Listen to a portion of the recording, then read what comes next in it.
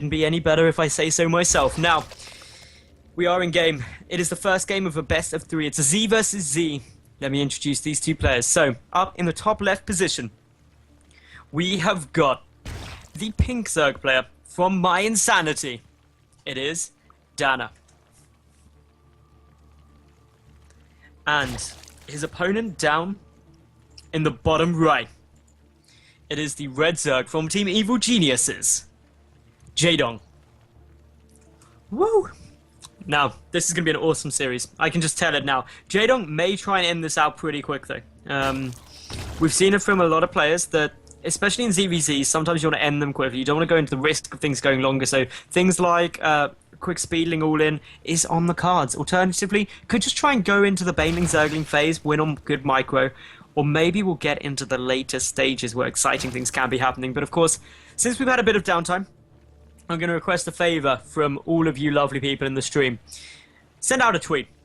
Just send out a tweet saying you should come and check out @Maddles SC2 casting on the @GameSocial TV stream because Jaedong versus DaNa is going on. And that'd be awesome if you could all do that, and it would definitely make me very happy. And you want to make me happy, don't you?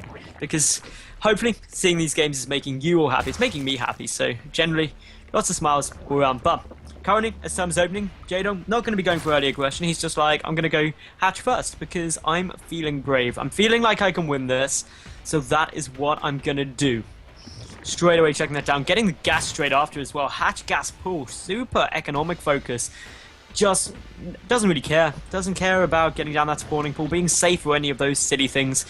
That is not for an evil genius. An evil genius is all about getting down the best mid-game possible. DaNa, getting down, pull, then into hatch, so a bit more of a straightforward, normal opening. The hatchery came down quite a bit later, so going to allow the potential for getting down a couple of extra drones. There's the gas getting started as well. So both these two seem to be playing, dare I say it, fairly normally, so nothing too crazy going on at the moment, and that's okay. Crazy stuff doesn't need to matter. And as this bracket currently stands, Jaedong is winning the group at the moment. He's currently got 2 wins, no losses. He hasn't dropped a single game because that is how boss he is. DaNa rather did 2-0 Munchie, but then went 0-2 to Neo Angel.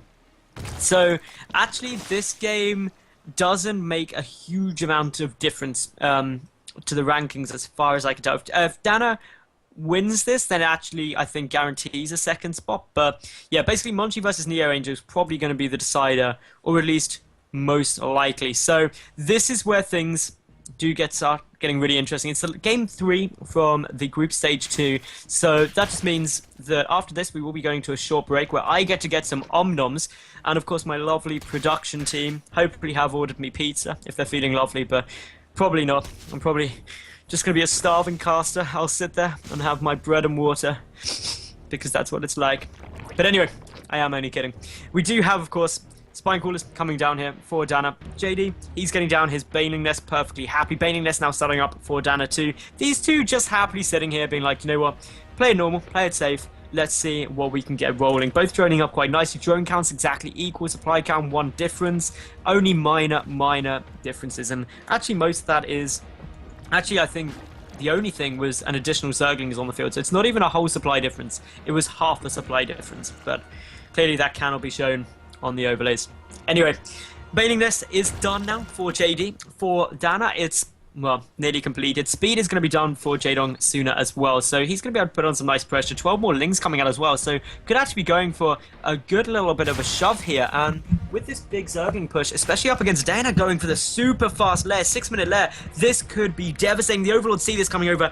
Now it's up to DaNa to pump out a couple more Lings, but unfortunately doesn't now have a lot of lava. 11 lava are there, can start spending that. There is no supply block, but the minerals just aren't available. There they are coming down. Baneling's morphing in. The Zerglings can just run straight in and start picking away at drones. So straight away we see that a lot of this is going to do a significant amount of damage, and yeah, Banelings do get a couple of good hits there.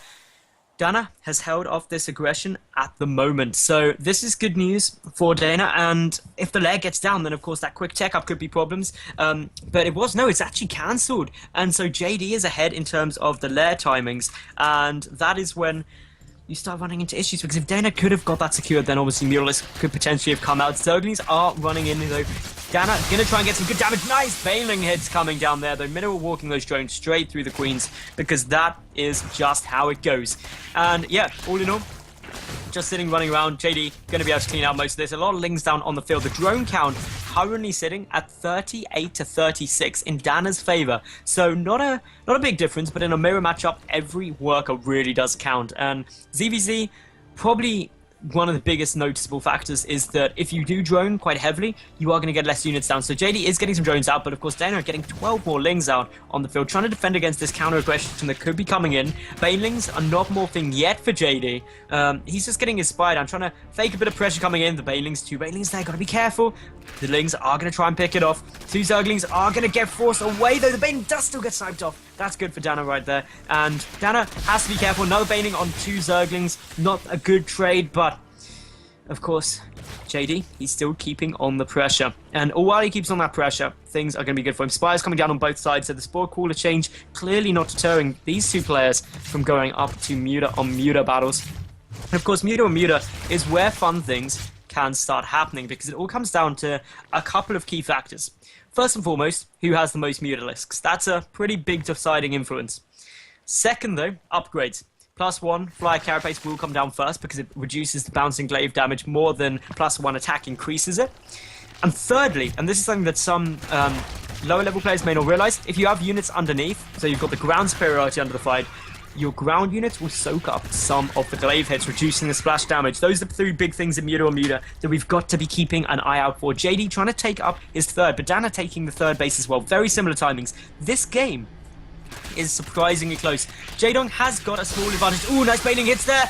Gotta be careful, Jaedong. You can't just go running in. But yeah, Jaedong does have the small advantage. And actually, whoa. He switched from carapace to getting plus flyer attack. Interesting decision there, especially when the spire is down for DaNa. A couple more bailing hits are going down. DaNa cleaning them out quite nicely, though. Only losing a couple of lings there. Jaedong has, I believe, seen that this hatch, that the spire is down. Let me check. No, he hasn't seen the spire. That's the critical thing. He doesn't know it's there. So, or does he? No, DaNa doesn't know. No, neither player knows the spire's down, but can assume because they haven't seen roaches. But +1 flyer carapace means that DaNa's mutalisks can engage so ridiculously better than Jaedong's, and that's all down to the fact that the bouncing glaive decreases, it gets its damage decreased more than it is increased by armor rather than attack. So this means any muta-on-muta battle will favor the My Insanity player. Will Jaedong be able to overcome that, though, with ground superiority? Well, as things stand, the work count is in Jaedong's favor, 54 to 45. He's got his third up and that 5th and 6th gas geyser. That's a critical thing because he's mining about 100 more gas a minute. And on muta fights, gas is the important thing to get that flock up a little bit larger. 13 mutas up against 9, though, at the moment. DaNa spent a lot more. 6 on the way out for Jaedong. If DaNa moves in now, when there aren't any queens, he's going to be able to do a good bit of damage. He's also picking off overlords quite nicely, while keeping a bit of overlord coverage on the map himself, being very aggressive for the moment. A couple of overlords getting sniped down here, and there's just no response from Jaedong at the moment. Could lose another overlord if he's not careful, and that would have supply blocked him. So lucky to keep that one up with literally 8 health points. If that had gone down, it would have been a supply block for the Evil Geniuses player, which would have been too fun. Plus missile attack, plus flyer attack, well, that is just about to complete. So in come the mutalisks now. They are going to go on the offensive. 16 to 19 in favor of DaNa still, though. So that means that DaNa probably can engage this, especially when his +1 carapace kicks in. He will have the small advantage in terms of the supply. That is something that's going to be really good. So all in all, +1 flyer carapace getting research now from Jaedong. He's getting out some more mutalisks. The third base is up and running on both sides. Jaedong a small supply advantage, coming mainly from the fact that he's got 62 drones to 50. Better income. Gas income is identical, but here we go. The muta-on-muta fight is going down. Jaedong winning this engagement at the moment, but the +1 carapace is really helping out in the later stages. Now the ground army has pretty much gone. DaNa has also got Zerglings there. Who is winning in the mutalisk count? Well, Jaedong's is down to just 8. Reinforcements coming in here for DaNa as well. Transfuse is trying to go down here for Jaedong, but he's losing his mutaflock. 11 still up, and of course the critical mass of mutalisks starts really showing when you engage. Jaedong not able to take that fight due to not having the +1 carapace and rather +1 flyer attack. Now so many overlords are going to go down. Huge damage being done here by DaNa, and the My Insanity player getting himself into a really good spot, going straight for the drone line now, knowing that there's not any Spore Callers here, knowing there's not any Queens. However, Jaedong counter-attacking with some Zerglings into the third base of DaNa. A couple of Queens getting taken out here from the Mutalist. This game is just aggression everywhere, trying to get most of the damage done. But of course, 18 Mulalists up against 8 at the moment in DaNa's favor. DaNa just picking apart the drones, able to come and defend this. Jaedong is not in a good position. He's down in supply, down in the work account, and GG's out. My Insanity's DaNa wins game 1 against Evil Genius's Jaedong.